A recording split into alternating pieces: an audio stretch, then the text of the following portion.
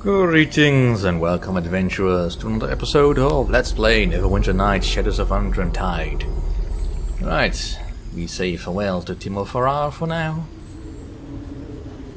I mean, we could double cross him, but why, really? I mean, he doesn't really have anything worth stealing.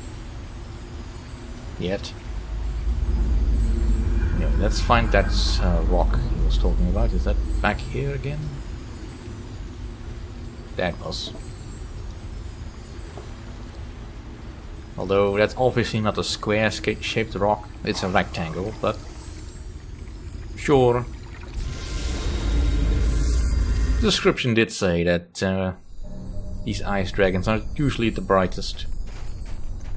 I'm willing to go along with that. In any case, we now have a goal to find Jannar and the gnolls that attacked the kobolds. So we can go do that then. I mean, I could go back into town, there's not much reason to do so. Don't really have anything to sell and I'm still under my weight limit. I really should sort out my inventory.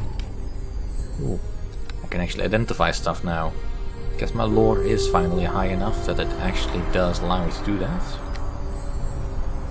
Do I have anything else? No. Not that. Nope. So some things I still cannot identify. The Ring of Fortitude, however, I can identify. Might as well equip it. It's an extra Fortitude saving throw.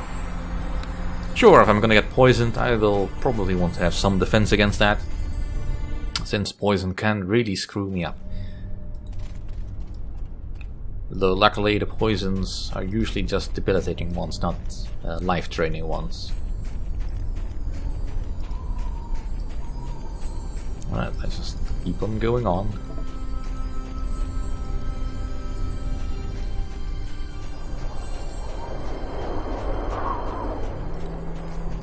Across the frozen wastes.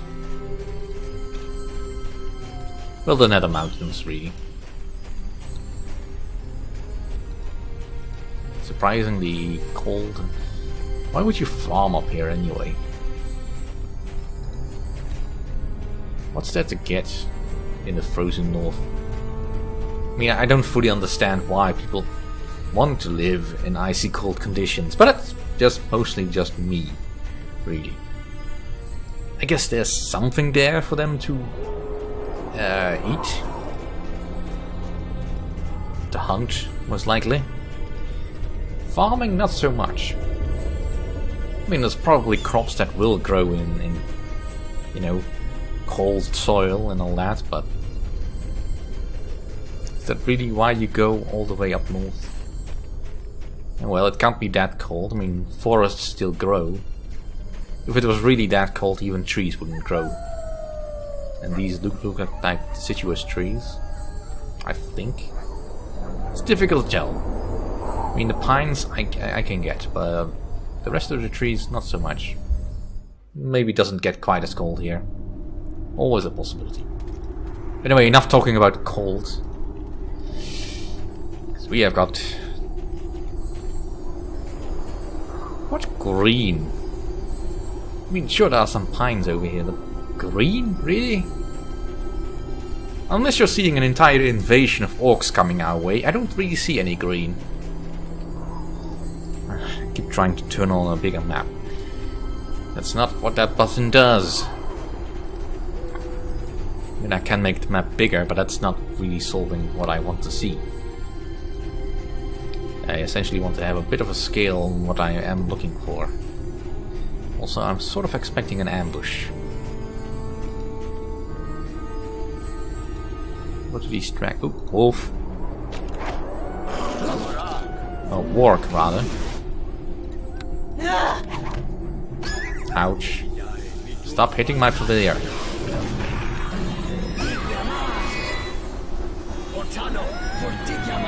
Well, that's no good. Come on, Zanos, take them. Alright, let's try again. This time, not lose anyone.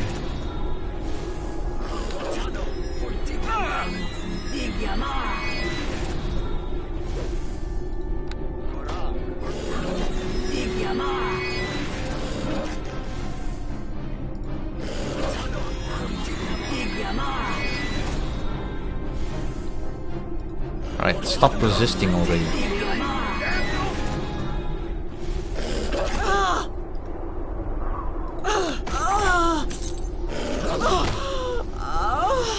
Well, let's try it again. I guess we need the badger.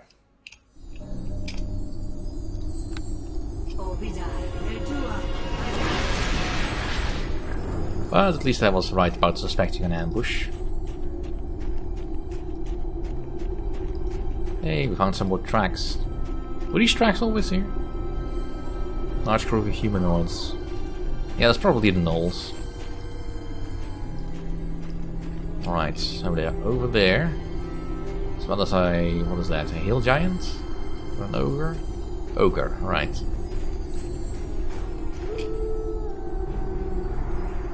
They're already attacking.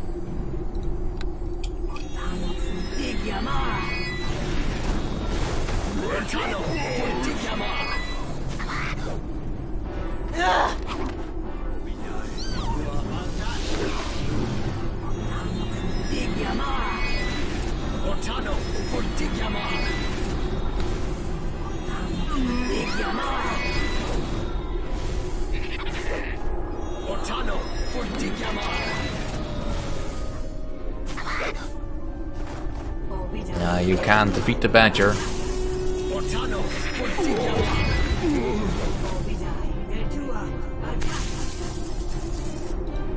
Just use my cantrips for this.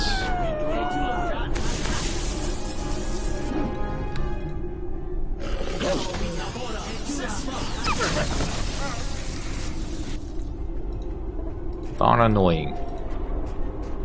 But at least we can rest out here. Let's check the wolf pelts. I don't really want the wolf pelts. Can't identify the armor.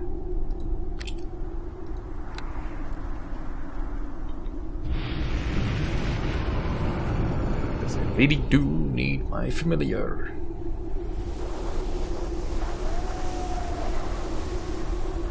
Still.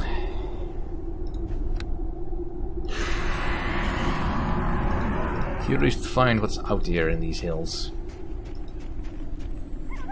I'll just stand there.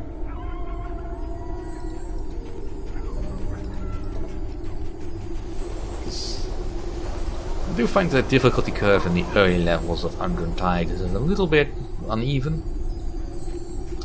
I mean, there's a lot of stuff you can bump into that can easily kill you off, even if you take quite a tanky character, which requires a little bit of adjustment compared to the main campaign that I was used to before I started playing this one. I'll carve you up. Right, we have a couple of bandits. Not all that dangerous, but you know.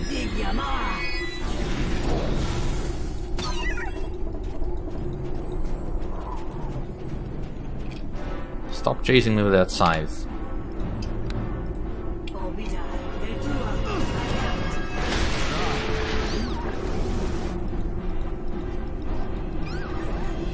Yeah.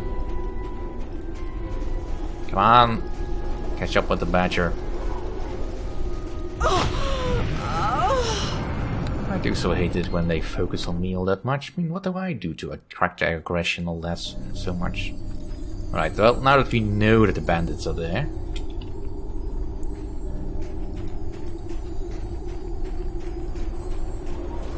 Let's again summon our badger. And might as well put the Shield of Faith on me. Not on Xanos, he doesn't need it. He's a big boy, he can handle himself. And I think we might as well bless ourselves. Alright, let's jump right in. Alright, we have fighting the bandits.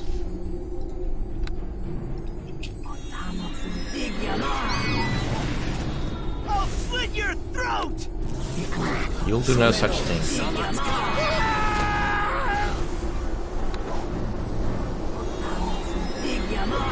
The bandits are only easy difficulties, so they should go down quite quickly.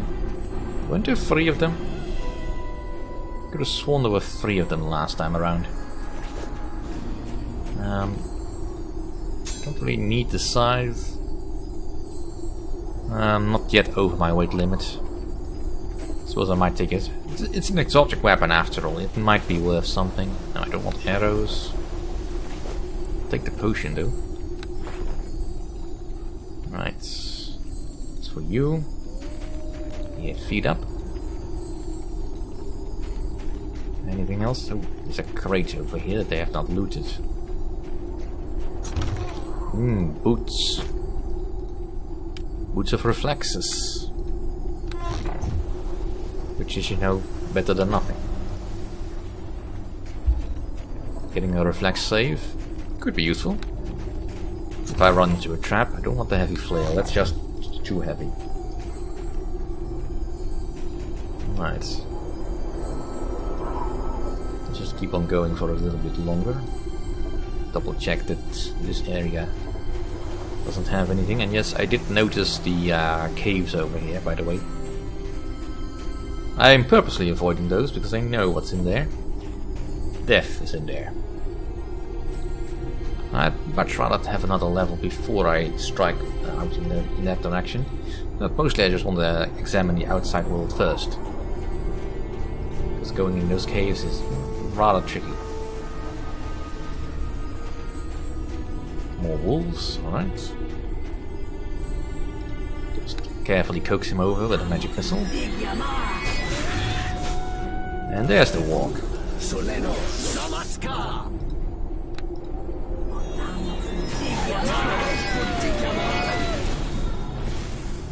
And we're down to Reyes of Frost.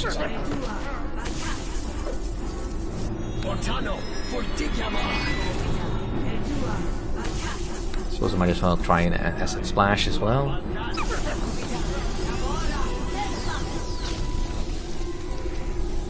Silly warg. You can't defeat us. Right. If we follow the tracks, they are likely in one of these caves that we are finding. There's a cave here. And there's a cave up there with skulls mounted on the outside. Alright, my guess is that that's the cave that the gnolls went into. Since they have an impaled human outside. However, what is off to this side? Perhaps it's something friendly.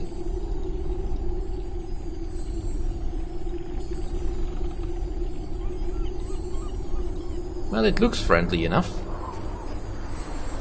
It even got its own boat. The Hermit's home. Right, we have a hermit. Why is there a shopkeeper out in the middle of nowhere? Very strange indeed. Can I help you?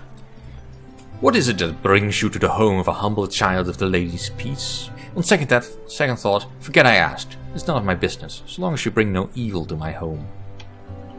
Listen, lass, I like it nice and quiet. So if you're being hounded by gnolls, hunted by assassins, or chased by Cyrric himself, I do not want to hear about it. I want nothing to do with your problems. I don't even know your name. I would like your gold though. So if you can buy some of my magical goods, or I can teleport you somewhere. Wow, he's being very specific. Well, I could ask him to teleport me somewhere, but I don't really want to because that costs a gem. But let's have some questions. I hate questions. Questions want answers, and answers almost always wrong. Are almost always wrong in one way or another. Do you know about the gnolls here in the forest? Of course I know about them, but they have never managed to find my home, so I do not bother them. Give them no reason to look for me, and they will stay away, or so I believe. Yeah, I suppose that could work, for a while. They have been a little more restless since that elf, or whatever she is, came into the forest. I do not like the looks of her, I tell you. I am pretty confident of my abilities, but testing them against her? Not a chance. There is something about her that just is not right. She looks like an elf, but that's where about where the similarity ends. Do you notice anything else about her? I heard one of the gnolls tell her something. It sounded like he was commenting on her jaw or he wanted something to gnaw. But you know how hard it is to understand anything gnolls say. A gnoll says. First of all their teeth are too big. Now, if I was creating the world, I would have been giving them huge claws and projectable teeth. But the gods never really seemed to ask for my advice. I am looking for some stolen magical artifacts. Has anyone tried to sell you any? I did have a young halfling in here about 10 or more years ago with a magical ruby pendant. But I was not buying. I'm not sure he was selling either, he just kept playing with it. He said it was headed up to Icewind Dale, though I never asked him. I have no idea if the item was stolen or what became of it, though. I do not want to know either. It did seem rather powerful. I probably should have bought it. But for some reason I can't remember I decided against it. Strange to me now. Do you have any powerful magic items? I have a few. Just take a look at my inventory. I might have something you have always wanted. I also have the magic recharger box, an invention of my own design. You will have to pay to use it though. Well, how much does it cost? 100 gold for each charge. Just show me what you have for sale. If you buy enough, maybe I won't have to go into Silvery Moon this year. That would be nice. Yeah, he doesn't like me. That's fine. That's absolutely fine. Alright, let's just pay the cost and have this stuff identified. Alright, leather armor I'm not going to use. I'm not going to use the short bow. I don't need this crossbow, and I definitely don't need this scythe. I mean, I could sell this all back in town, but you know, that means I have to go all the way back in town. Let's identify this longbow, which is Eliak's Vengeance. It's useful, but you need to be a ranger to use it. And I'm not a ranger, so that's why it will go. The Ice Grinder, that's a nice little hammer. +1, plus a little extra sonic damage on top. I'll send Kong's Ice Blade though. Can't use the Ice Grinder. Nothing else here. Gloss of Animal Handling are not useful, and I don't want a glittering necklace. Can sell the Malachites though.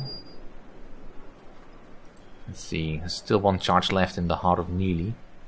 I could recharge it. Instead, however, let's look at something that might be useful. Like, I might be interested in these Boots of Striding, perhaps. Or a... well, the Nymph Cloak would also be nice. Getting a little bit charisma bonus. Because the Cloak of Asselhorn is neat, but it doesn't really benefit me specifically, since I'm... well, I prefer not to get attacked. As it is. Let's see. There's a Rope of Energy.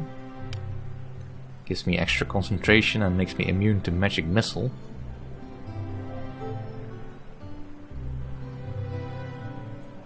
And allows me to use Magic Missile once a day.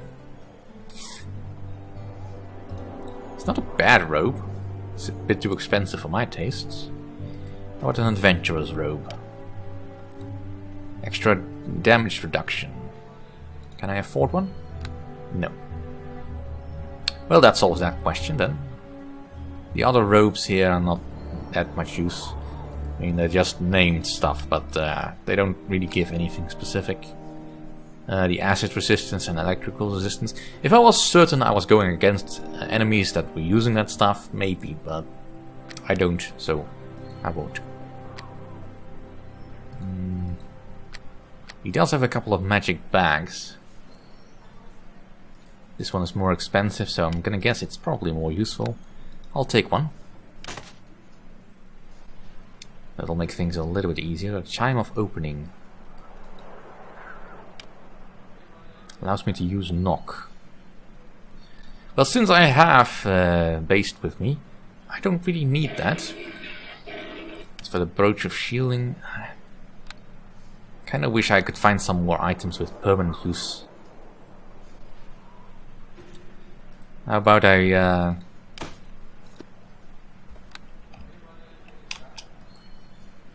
Buy a couple of these. Yeah, fill out the stack a bit. Right, and that'll do for this episode. Thank you all for watching. See you all next time.